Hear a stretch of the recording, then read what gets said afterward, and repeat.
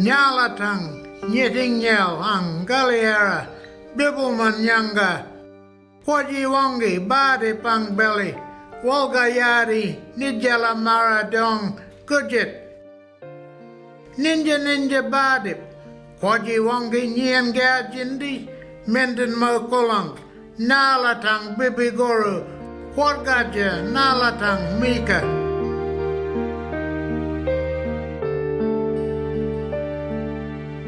Our old people etched the stories of our spiritual world onto bark, cave walls, crushed anthills and sacred sands. They etched into sacred objects the creation stories of life, the universe and all within. This is a wisdom that great Noongar art affords a connection with an ancient culture and spirituality, where all materialism becomes insignificant to the nurturing of mankind through the mother our land, the sacred Budja. This vision is a precious gift from the artist's perception of country, but spiritual magnificence and its abundance of all that is natural in the cycles of life.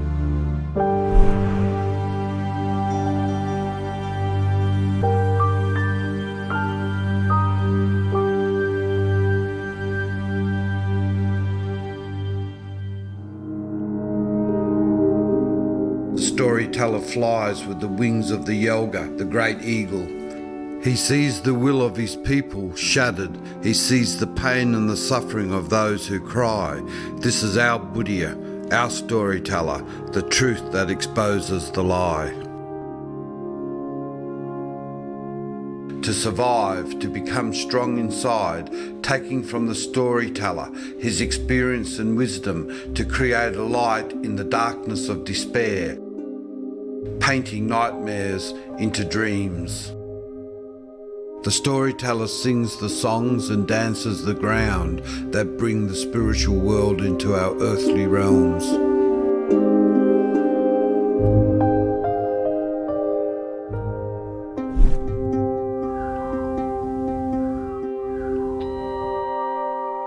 The Dumbartung Aboriginal Corporation is based in Perth, Western Australia. We've been able to develop a very dynamic and exciting community-based cultural gallery called Kyana. This is the red-tailed black cockatoo. In our language, the Noongar language, is called the karak, the fire bringer, and is a very important totem for the southwest Aboriginal people of the Bibbulmun nations. Karak brought fire to Noongar people and allowed Noongar people to merge from totemic existence into human form. Kyana in Noongar language means a place of value.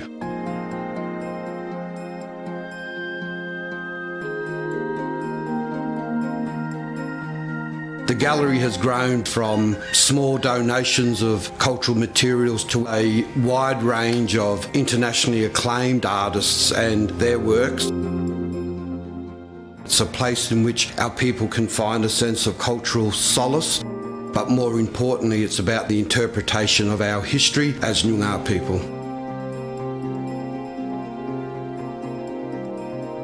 It tells about the important values of our land and our connection to it through our sacred land and water sites.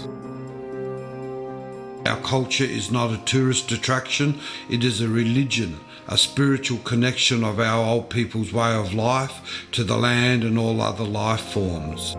Our gallery promotes our culture with integrity and dignity to tell our story our way.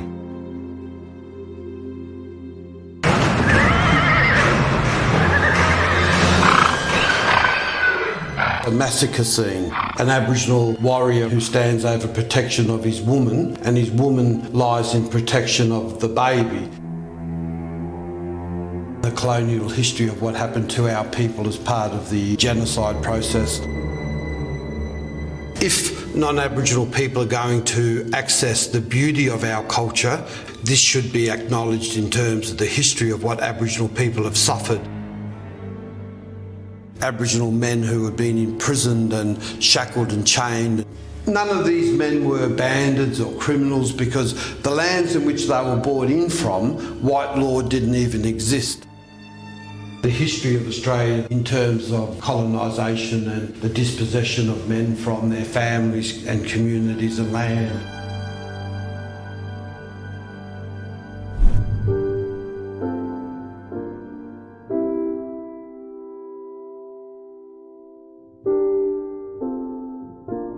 In 1940, 500 Aboriginal inmates resided at the Karrulup Mission in the state southwest.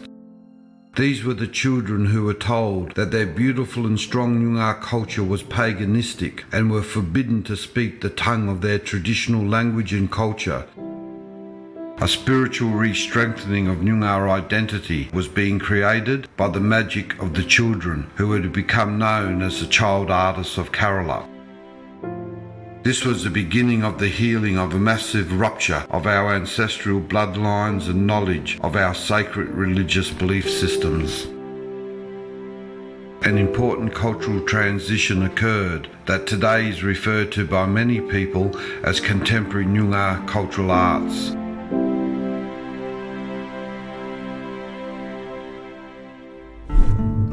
Reynold Hart was one of the child artists of Karrulup. These particular paintings were done while Reynold Hart was incarcerated in WA prisons. This particular Reynold Hart was done in Bunbury Prison in 1965.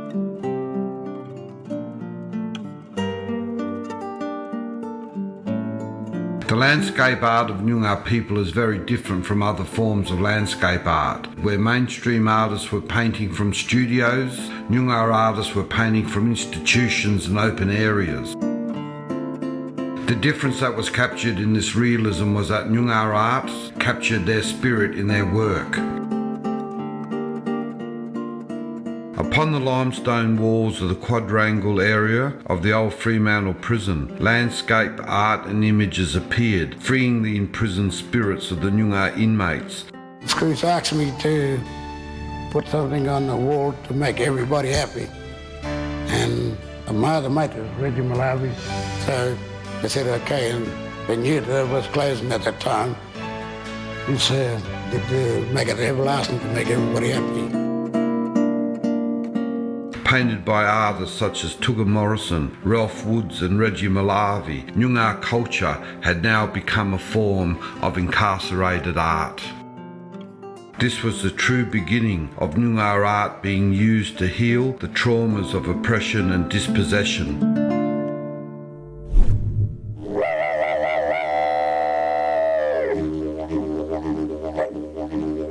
These works here are done by probably the most distinctive and best known of the Karrulup artists, Revel Cooper. Revel Cooper is like the grandfather of the Karrulup art movement, and his artworks have been exhibited right around the world. Revel Cooper had done most of his artworks when he was incarcerated here in Western Australia. These artworks who have been inspired by pain and suffering. The physical punishment of incarceration is unable to yield or break the strength of the Noongar spirit. Taking from the storyteller to create a light in the darkness of despair.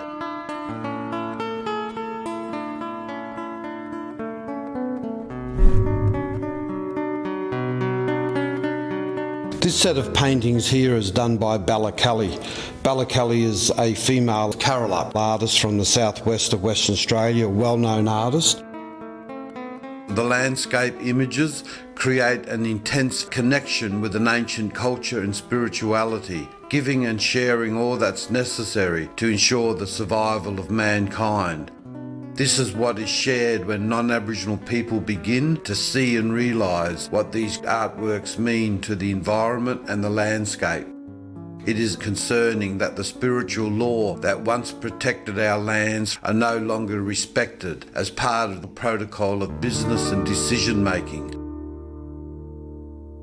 These artworks tell of the history of our people in terms of the Noongar realities and what's happened to Noongar people over the last 200 years in the southwest of Western Australia.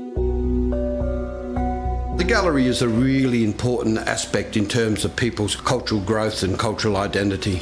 our young people the challenges they face today regarding racism and prejudices within society. Through our culture, they can get a sense of belonging, it can raise a sense of self-worth and self-identity. This is the most important display of cultural materials in the gallery in terms of public viewing. They're old, ancient Noongar objects from the southwest of Western Australia, and they're very significant because they're extremely rare. What's really important about these objects is their cultural reference to the knowledge of our old people's way of life, and we do explain to young Noongar people when they come in here that there's a form of academic knowledge and it's important to pursue that in your life, but never to forget where you come from, and the importance also knowing about your own sense of belonging in terms of our spirituality in our young people's lives. These kangaroo skins, in our language of the Noongar people, we call bukas. These skins were tanned by using crushed wattle powders and ochres and emu oils. Selena, through the Women's Healing Program here at Dumbartung, gathered the old knowledge and information from the old grandmothers and the elders. They took a long time to tan in that traditional sense, but what they did was they gave the women in that program a lot of pride in terms of making the bukas.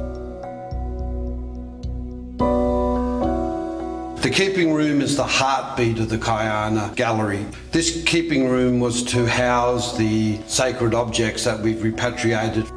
Some of the objects have been estimated by anthropologists to be over 15,000 years old. Of course, it's a room that's not for public viewing, and it's a very proud part of our collection of cultural materials. The Kyana Gallery will always enable the human right of our people to tell our story our way.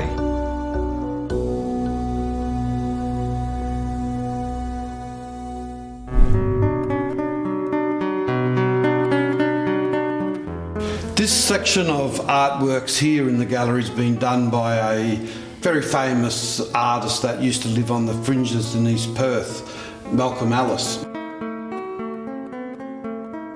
Even today, the ghosts of these great artists are being exploited for greed and profit. A vast collection of beautiful works remain the property of fast food proprietors in East Perth, who often boasted, "I got this masterpiece for a hamburger and a bucket of chips." Their creative property was exploited by people who were in defining positions of authority, especially superintendents and prison wardens, who mustered what are some of the most significant and beautiful Noongar art collections for the mere trade of cigarettes and other trivial commodities inside Western Australian prisons. They are our history books, reflecting our identity, and should be immediately without bias returned to the Noongar community.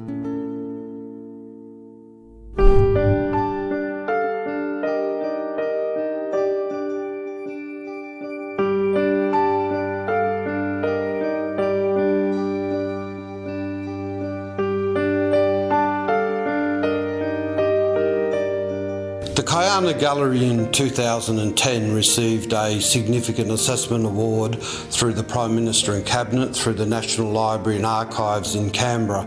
The gallery is of a high significance to Australia, its peoples and its history.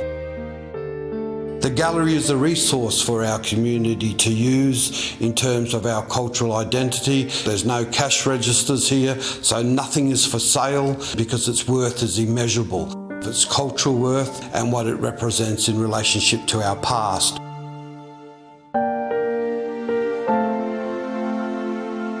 It's the way in which the stories are told that relate to each of the artworks and the objects.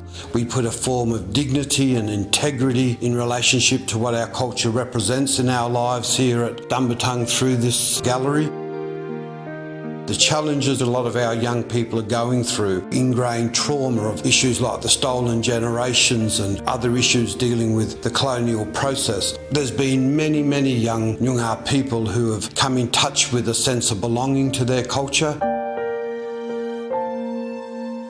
The storyteller is of profound importance in the custodianship of the collection, and this is where the difference will be in the collection's worth to our community as opposed to institutionalised collections in state museums, galleries and universities.